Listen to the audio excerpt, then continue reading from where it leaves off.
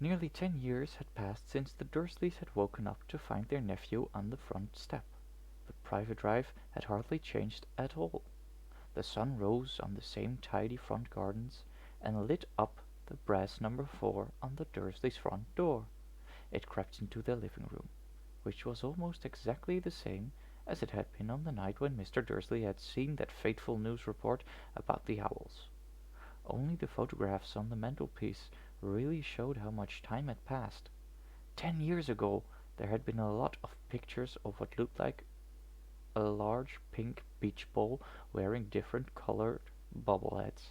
But Dudley Dursley was no longer a baby, and now the photographs showed a large blond boy riding his first bicycle, playing a computer game with his father, being hugged and kissed by his mother. Broom held no sign at all that another boy lived in the house too. Yet Harry Potter was still there, asleep at the moment, but not for long. His Aunt Petunia was awake, and it was her shrill voice which made the first noise of the day. "Up! Get up now!"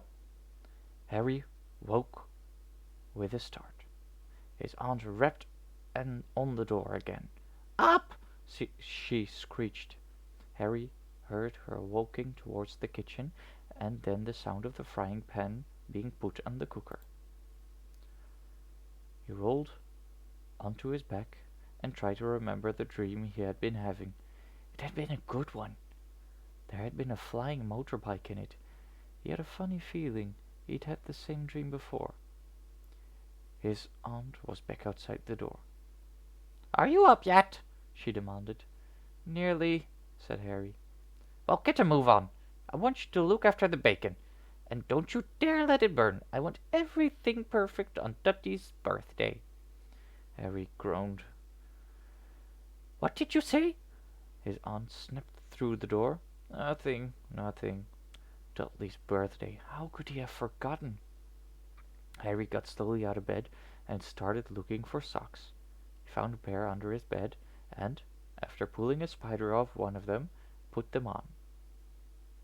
Harry was used to spiders, because the cupboard under the stairs was full of them, and that was where he slept.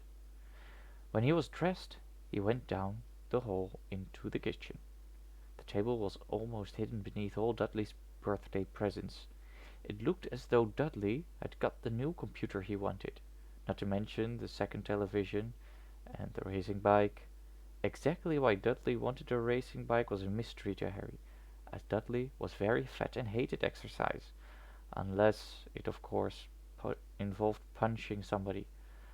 Dudley's favorite punchbag was Harry, but he couldn't often catch him. Harry didn't look it, but he was very fast. Perhaps it had something to do with living in a dark cupboard, but Harry had always been small and skinny for his age.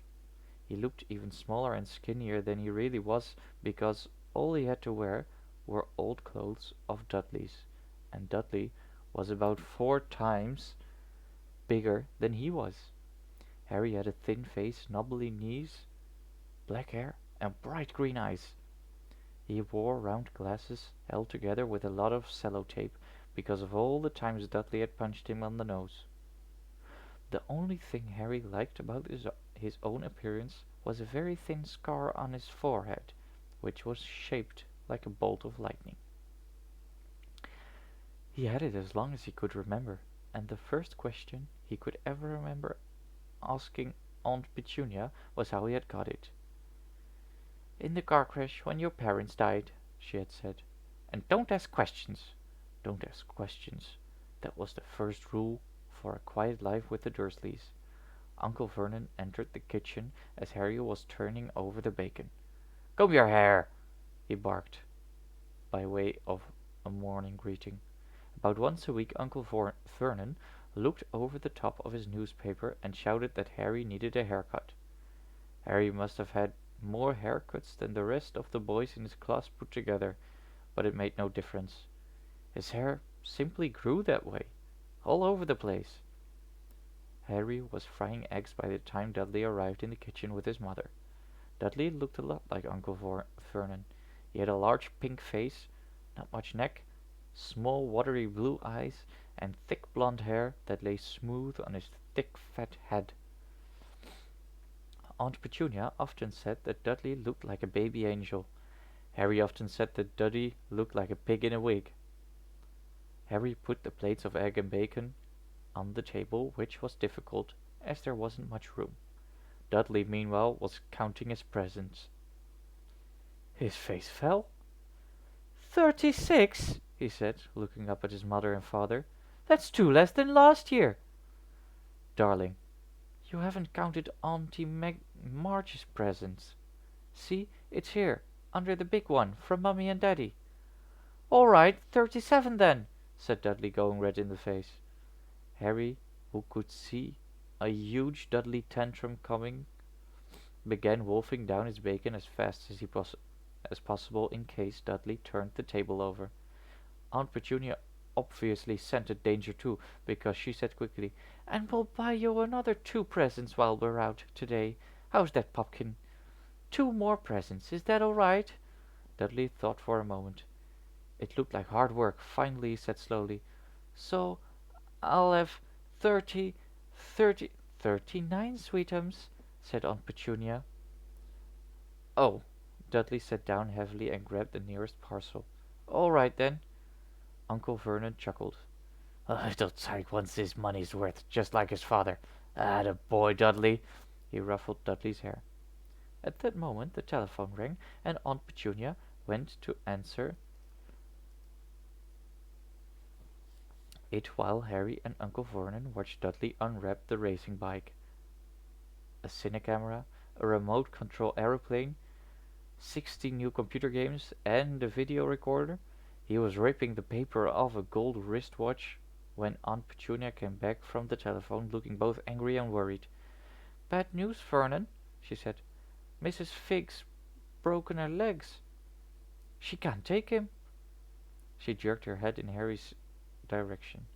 Dudley's mouth fell open in horror, but Harry's heart gave a leap. Every year on Dudley's birthday his parents took him and a friend out for the day, to adventure parks, hamburger bars, or the cinema.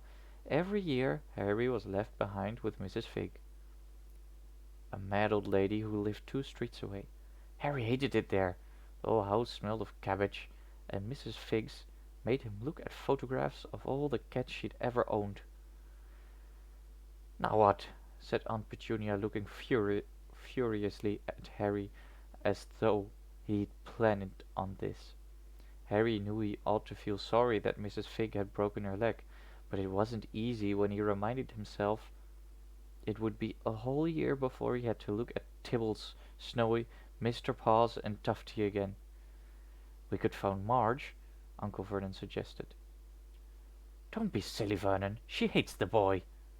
The Dursleys often spoke about Harry like this, as though he wasn't there, or rather, as though he was something very nasty that couldn't understand them, like a slug. "What about, what's her name? Your friend, Yvonne?" "On holiday in Mallorca," snapped Aunt Petunia. "You could just leave me here," Harry put in hopefully. He'd be able to watch what he wanted on television for a change, and maybe even have a go on Dudley's computer. Aunt Petunia looked as though she'd just swallowed a lemon. "And come back and find the house in ruins?" she snarled. "I won't blow up the house," said Harry, but they weren't listening. "I suppose we could take him to the zoo," said Aunt Petunia, "and leave him in the car." "The car's new. He's not sitting in it alone." Dudley began to cry loudly. In fact, he wasn't really crying. It had been years since he'd really cried, but he knew that if he screwed up his face and wailed, his mother would give him anything he wanted. "Dinky Diddy Dums, don't cry. Mummy won't let me spoil your special day," she cried, flinging her arms around him. I don't want him to come," Dudley yelled, between huge, pretended sobs. "He always spoils everything." He shot Harry a nasty grin through the gap in his mother's arms. Just then the doorbell rang. "Oh, good Lord, they're here," said Aunt Petunia frantically. And a moment later, Dudley's best friend, Piers Polkiss, walked in with his mother. Piers was a scrawny boy with a face like a rat. He was usually the one who held people's arms behind their backs while Dudley hit them. Dudley stopped pretending to cry at once. Half an hour later, Harry, who couldn't believe his luck, was sitting in the back of the Dursleys' car with Piers and Dudley, on the way to the zoo for the first time in his life. His aunt and uncle hadn't been able to think of anything else to do with him, but before they'd left, Uncle Vernon had taken Harry aside. "I'm warning you," he had said, putting his large purple face right up close to Harry's. "I'm warning you now, boy. Any funny business, anything at all, and you'll be in that cupboard from now until Christmas." "I'm not going to do anything," said Harry. "Honestly." But Uncle Vernon didn't believe him. No one ever did. The problem was, strange things often happened around Harry, and it was just no good telling the Dursleys he didn't want make them happen. Once Aunt Petunia, tired of Harry coming back from the barber's looking as though he hadn't been at all, had taken a pair of kitchen scissors and cut his hair so short he was almost bald, except for his fringe, which she left to hide that horrible scar. Dudley had laughed himself silly at Harry, who spent a sleepless night imagining school the next day, where he was already laughed at for his baggy clothes and cello-taped glasses. Next morning, however, he had got up to find his hair exactly as it had been before. Aunt Petunia had sheared it off. He had been given a week in his cupboard for this, even though he had tried to explain that he couldn't explain how it had grown back so quickly. Another time, Aunt Petunia had been trying to force him into revolting old jumpers of Dudley's, brown with orange bubbles. The harder she tried to pull it over his head, the smaller it seemed to become, until finally it might have fitted a glove puppet, but certainly wouldn't fit Harry. Aunt Petunia had decided it must have shrunk in the wash, and to his great relief, Harry wasn't punished. On the other hand, he'd got into terrible trouble for being found on the roof of the school kitchens. Dudley's gang had been chasing him as usual when, as much to Harry's surprise as anyone else's, there he was sitting on the chimney. The Dursleys had received a very angry letter from Harry's headmistress telling them Harry had been climbing school buildings, but all he tried to do, as he shouted at Uncle Vernon through the locked door of his cupboard, was jump behind the big bins outside the kitchen doors. Harry supposed that the wind must have caught him in mid-jump, but today nothing was going to go wrong. It was even worth being with Dudley and Piers to be spending the day somewhere that wasn't school. His cupboard or Mrs. Fig's cabbage-smelling living room. While he drove, Uncle Vernon complained to Aunt Petunia. He liked to complain about things. People at work, Harry, the council, Harry, the bank, and Harry were just a few of his favorite subjects. This morning it was motorbikes. "Rearing along like maniacs, the young hoodlums," he said as a motorbike overtook them. "I had a dream about a motorbike," said Harry, remembering suddenly. "It was flying." Uncle Vernon nearly crashed into the car in front. He turned right around his seat and yelled at Harry, his face like a gigantic beetroot with a mustache. "Motorbikes don't fly!" Dudley and Piers snickered. "I know they don't," said Harry. "It was only a dream." But he wished he hadn't said anything. If there was one thing the Dursleys hated even more than his asking questions, it was his talking about anything acting in a way it shouldn't, no matter if it was in a dream or even a cartoon. They seemed to think he might get dangerous ideas. It was a very sunny Saturday, and the zoo was crowded with families. The Dursleys bought Dudley and Piers large chocolate ice creams at the entrance, and then, because the smiling lady in the van had asked Harry what he wanted before they could hurry him away, they bought him a cheap lemon ice lolly. It wasn't bad either, Harry thought, licking as they watched a gorilla scratching his head and looking remarkably like Dudley, except that it wasn't blonde. Harry had the best morning he'd had in a long time. He was careful to walk a little way apart from the Dursleys so that Dudley and Piers, who were starting to get bored with animals by lunchtime, wouldn't fall back on their favorite hobby of hitting him. They ate in the zoo restaurant, and when Dudley had a tantrum because his knickerbocker glory wasn't big enough, Uncle Vernon bought him another one, and Harry was allowed to finish the first. Harry felt afterwards that he should have known it was all too good to last. After lunch, they went to the reptile house. It was cool and dark, with lit windows all along the walls. Behind the glass, all sorts of lizards and snakes were crawling and slithering over bits of wood. Dudley and Pierce wanted to see huge poisonous cobras and thick man-crunching pythons. Dudley quickly found the largest snake in the place. It could have wrapped its body twice around Uncle Vernon's car and crushed it into a dustbin, but at the moment it didn't look in the mood. In fact, it was fast asleep.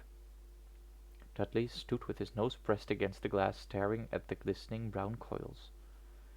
"Make it move!" he whined at his father. Uncle Vernon tapped on the glass, but the snake didn't budge.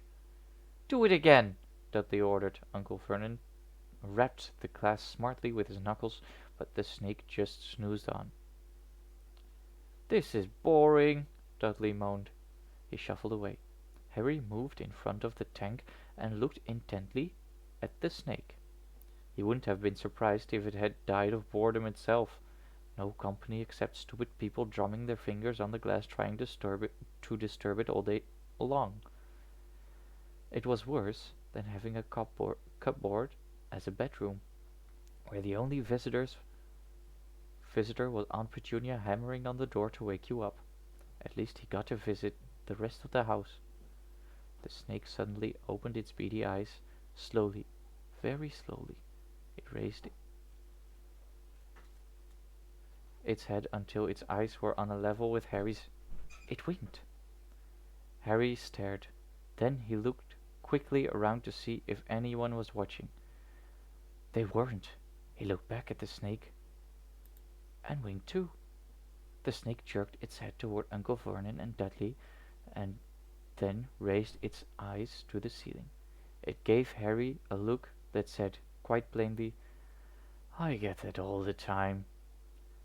"I know," Harry murmured through the glass, though he wasn't sure the snake could hear him. "It must be really annoying." The snake nodded vigorously. "Where do you come from, anyway?" Harry asked. The snake jabbed its tail at the little sign next to the glass. Harry peered at it. Boa constrictor, Brazil. "Was it nice there?" The boa constrictor jabbed its tail at the sign again, and Harry read on. This specimen was bred in the zoo. "Oh, I see. So you've never been to Brazil?" As the snake shook its head, a deafening shout behind Harry made both of them jump. "Dudley! Mr. Dursley! Come, look at the snake! You won't believe what it's doing!" Dudley came waddling towards them as fast as he could. "Out of the way, you!" he said, punching Harry in the ribs. Caught by surprise, Harry fell hard on the concrete floor. What came next happened so fast no one saw how it happened. 1 second, Piers and Dudley were leaning right up close to the glass. The next, they had leapt back with howls of horror. Harry sat up and gasped. The glass of the front of the boa constrictor's tank had vanished. The great snake was uncoiling itself rapidly, slithering out onto the floor. People throughout the reptile house screamed and started running for the exits, and the snake slid away past him. Harry could have sworn a low hissing voice said, "Brazil, here I come. Thanks, amigo." The keeper of the reptile house was in shock. But "But the glass!" he kept saying. "Where did the glass go?" The zoo director himself made Aunt Petunia a cup of strong sweet tea while he apologized over and over again. Piers and Dudley could only gibber. As far as Harry had been, the snake hadn't done anything except snap playfully at their heels as it passed. But by the time they were all back in Uncle Vernon's car, Dudley was telling them how it had nearly bitten off his leg, while Piers was swearing it had tried to squeeze him to death. But worst of all, for Harry at least, was Piers calming down enough to say, "Harry was talking to it, weren't you, Harry?" Uncle Vernon waited until Piers was safely out of the house before starting on Harry. He was so angry he could hardly speak. He managed to say, "Go, cupboard, stay, no meals," before he collapsed into a chair and Aunt Petunia had to run and get him a large brandy. Harry lay in his dark cupboard much later, wishing he had a watch. He didn't know what time it was, and he couldn't be sure the Dursleys were asleep yet. Until they were, he couldn't risk sneaking to the kitchen for some food. He'd lived with the Dursleys almost 10 years, 10 miserable years, as long as he could remember, ever since he'd been a baby, and his parents had died in that car crash. He couldn't remember being in the car when his parents had died. Sometimes, when he strained his memory during long hours in his cupboard, he came up with a strange vision, a blinding flash of green light and a burning pain on his forehead. This, he supposed, was the crash, though he couldn't imagine where all the green light came from. He couldn't remember his parents at all. His aunt and uncle never spoke about them, and of course he was forbidden to ask questions. There were no photographs of them in the house. When he had been younger, Harry had dreamed and dreamed of some unknown relation coming to take him away. But it had never happened. The Dursleys were his only family. Yet sometimes he thought, or maybe he hoped, that strangers in the street seemed to know him. Very strange strangers they were too. A tiny man in a violet top hat had bowed to him once while out shopping with Aunt Petunia and Dudley. After asking Harry furiously if he knew the man, Aunt Petunia had rushed them out of the shop without buying anything. A wild-looking old woman dressed in all green had waved merrily at him once on a bus. A bald man in a very long purple cloak had actually shaken his hand in the street the other day and then walked away without a word. The weirdest thing about all these people was the way they seemed to vanish the second Harry tried to get a closer look. At school, Harry had no one. Everybody knew that Dudley's gang hated that odd Harry in his baggy old clothes and broken glasses, and nobody liked to disagree with Dudley's gang. That was the